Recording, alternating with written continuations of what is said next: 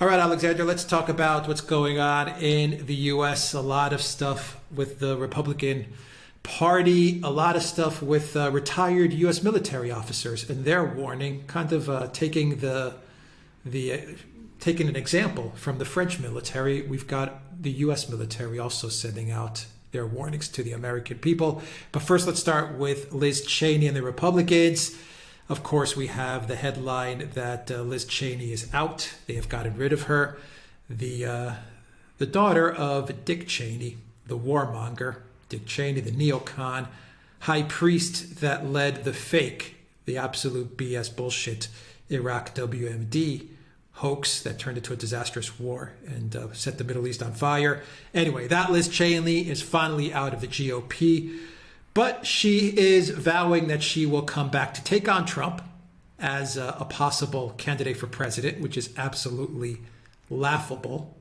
Absolutely laughable. And we also have that certain Republicans, about 100, are saying that they're going to start their own GOP rival. So they're going to start a spinoff third party to take on the Republicans.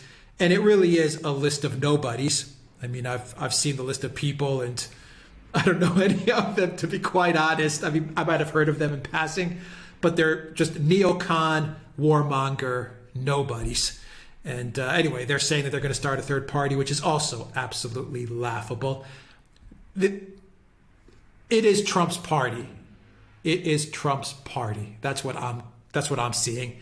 And no matter how much Liz Cheney may fuss about it, and no matter how much she may throw out threats that she's going to take on Trump, and Republicans are going to take on the GOP in order to save the GOP and do their own spinoff, it's a complete joke. These are neocon warmongers that are just upset that they have lost the Republican Party that they once controlled so tightly. And actually, to wrap it up, Alexander, they should go to the Democrats, because the Democrats are now the warmonger party. They are the neocon, neoliberal warmonger party. So I suggest Liz Cheney maybe run for president, maybe vice president with Kamala Harris in 2024. I don't know. Maybe that may be a good configuration for her. What's going on here? I absolutely agree. I mean, I'm very skeptical that Liz Cheney is going to even remain representative for Wyoming, actually, because I suspect she's going to lose a primary challenge there. These people have no support within the Republican Party. This is the outcome of that attempted coup that was launched against Trump at the time of these second impeachment proceedings. I've done a program about this on my own channel, but if you remember, Mitch McConnell, when the Democrats were putting together the articles of impeachment, he came along and said that, he was, well, he didn't say, he got sources to tell the New York Times. He was saying that he was actually pleased that there was going to be this impeachment because it would help him to purge Trump and his supporters from the Republican Party. And on the same day as those reports appeared in the New York Times, Liz Cheney comes along. She's the chair of the Republican caucus in the House of Representatives. She comes along and she says that she's going to vote for impeachment. And she says all these terrible things about Donald Trump and how on the 6th of January, Donald Trump acted supposedly in some way that's never been properly explained to bring down the entire republic and constitutional system of America, which is ludicrous. So that was an attempt, to be very clear about, there was an attempt to throw Trump out. It was an attempt to use the events of 6th January to throw Trump out. Mitch McConnell was in on it. So was Liz Cheney. Liz Cheney was the front person. It failed. It failed completely. Only 9 other Republicans supported her in the House of Representatives. Only 7 Republican senators went along with it. The Republican Party overall united behind Trump. It was a power play that failed, and these people who are not representative of the Republican base lost, and lost completely. And they lost completely precisely because they are not the Republican. They don't have the support of the Republican base, which Donald Trump does. And having lost where they were hoping and expecting, as Mitch McConnell was telling everybody, to purge Trump from the Republican Party and to drive out his supporters from the Republican Party, what they find is that they're being driven out themselves. And that's completely unsurprising. That is the inevitable result when you launch this kind of coup, this kind of plot against your own leader at a time like that. And, you know, all these 100 people that you were talking about, I also read the list. I don't know any of these people. I know except for one, and that was that guy, that middle-ranking official in the Homeland Department who was going around publishing anonymous editorials, op-eds in the New York Times while Trump was president, saying that, giving the impression that, he was some kind of big wheel in the Trump administration when he was nothing of the sort. Anyway, he's about the only person in that group that I recognize. Taylor, I think his name is. And, so all 100 of them, and they'll be the people who will vote for Liz Cheney. She's going to get all 100 votes for these people. She's not going to get many more votes than that. That's going to be her electorate. You're absolutely right. She should go to the Democrats. They will welcome her with open arms. I mean, read what they've been saying, what Pelosi and Schumer and all those people have been saying about her. They will embrace her with open arms, and you're absolutely right. She will find a much more comfortable home there. She'll find all sorts of people that, have very similar views to hers and to her father's. I mean, she and Victoria Nuland, for example, could go and have cocktails together and agree about the next war they're going to scheme and plot. And she will find plenty of people in the administration that think exactly like her. And I would not, by the way, be at all surprised if that is what eventually happens. Yeah, I wouldn't be surprised to see her move to the Democrats at all. That's very likely, actually. Goodbye, Liz Cheney. Goodbye to the other 100 Republicans. Don't let the door hit you on the way out. That's what I say. This is a great development for the GOP, actually. A great development. Finally, they're purging themselves of all these nutcases. I mean, Alexander, the warmongers, BLM, Antifa, the Liz Cheneys, the Newlands, the Pelosi's, people that are the oligarchs, the big tech oligarchs, people that want to do away with the First Amendment, that are against free speech. This is the Democrat Party. These are liberals now.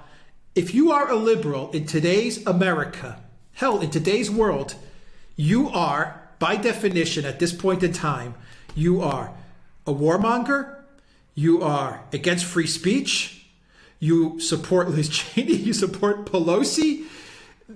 It's upside down. No, and this goes to the generals. So you may want to speak to the general's warning, which is, and I'll just read you a real quick quote before you wrap up the entire video, because this is what the generals said. They said, "We are in a fight for our survival as a constitutional republic like no other time since our founding in 1776. The conflict is between supporters of socialism and Marxism versus supporters of constitutional freedom and liberty." That's the letter from 120 retired U.S. military officers warning of a conflict between Marxism and constitutional freedom. That's Alexander. That's it.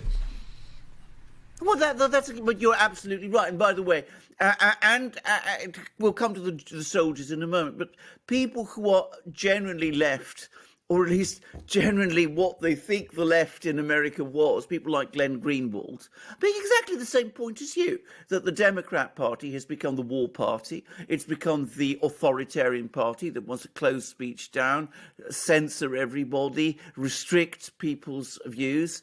And that is what these ex-military people are saying. Now, of course, they are taking their leaf from the book of the military people in France. This obviously has some of the resonances of that. And quite obviously, also, they are more, many of them are older people who haven't been serving in the military for a very, very long time. But it goes to show what I think an awful lot of people in the United States think, and it's what a lot of people in the military think. If you remember, after the events on 6 January, we had all those National Guard troops brought to Washington. Some of them, by the way, are still there. And what happened? The Democrats didn't trust them. They were going around, rooting around, looking for all these people who were amongst the National Guard who they thought were unreliable. So I suspect those are the sentiments a lot of people in the military have. And we see these retired people in the military, 120 flag officers, senior people in the military. They seem to think the same way. They look at the situation in the United States. They look at what happened in the election. They look at the way in which the courts abdicated their responsibilities to make decisions. I mean, they wouldn't even countenance having proper hearings about those things. And that's really what I found especially shocking, actually. And they say to themselves, this isn't the America that we were defending, and it's not the Republic that we swore to defend. And, well, I think more and more people in the United States are going to be thinking like that, and more people in the military are going to be thinking like that. And again, I think, remember, it's the Democrats who have used the military. Donald Trump never did. He never used the military directly in any particular political quarrel. He wanted to send military units to help control rioting during the height of the protests last summer, but he never sought to use the military against his opponents. The Democrats, by contrast, have deployed the National Guard to protect them. So the military are going to be extremely concerned about this because they are being drawn into politics by the Democrats, even though, and despite the fact that the Democrats are antithetical to everything that the military stands for. Final question. This seems like it's a warning, a final warning to America from these generals. Do you think the U.S. has already gone to the point of no return as far as its this new, I don't even know how to define it, to be honest. Maybe you want to define it as well. Marxist fascism, big tech fascism kind of model that we're moving toward. I guess the best way I could describe it is a big tech fascism, I guess, a Marxist big tech fascism. But do you think the generals are saying, look, this is a warning, but America doesn't have that much time left before you've got to the point of no return and it's game over? They don't have much time. And I mean, we've talked about all of these extraordinary restrictions that are being placed. We're not talking about what's happening in the economy. We had inflation running at 4.2% in April, and that's only at the beginning. Gas lines right now. Gas lines, shortages. Exactly. Fuel shortages, all sorts of things. I mean, one gets the sense of a country where the wheels are coming off. I'm sorry to say that. I mean, I don't like to talk about the United States in this way. This isn't at all how I want to be. I want to be positive about the US. I've always been positive in our programs about the US. I've started to have doubts about this because everything is happening now at an accelerated speed. It's been turbocharged. We see an economy that's being run in a very bizarre way, with some very outlandish theories being used to justify what's happening, and people not willing to listen or look at the actual facts on the ground. I mean, the payroll figures were terrible, and that's partly surely because people are not, they're not incentivized to work anymore. I mean, and at the same time, we have a political group that wants to control information, wants to control the courts, is extremely intolerant, as I said, use the military. All of these things are very, very anti-American. Now, it's not going to end well.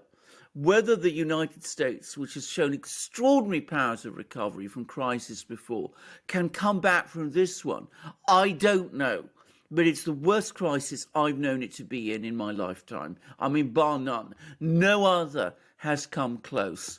I mean, and we're only 100 days plus into this administration. We've still got more than 4 years to go.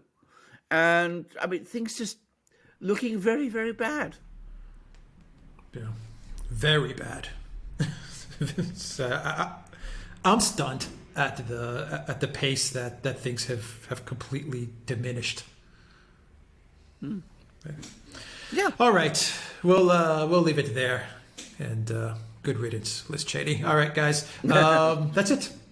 Real News. Look for the code Real News, 10% off at the Duran shop. You'll find that link in the description box down below. 10% off all merch. Take care.